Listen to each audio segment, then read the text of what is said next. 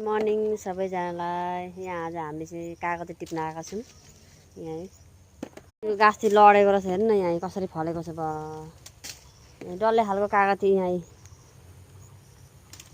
यस्तो खालको कागती हो। टिप्दैछौँ। यहाँ भाउजू नै हुनुहुन्छ। गुड मर्निङ सबैजनालाई भनिदिनु। सबैजनालाई हामीहरू कागती टिप्न आएका छौँ।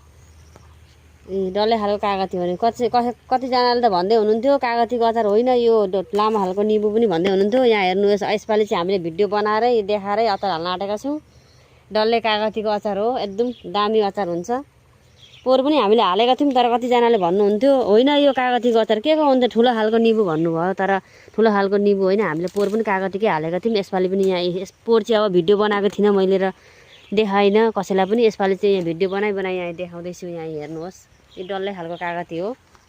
यसपालि चाहिँ एकदम प्योर कागती। यहाँ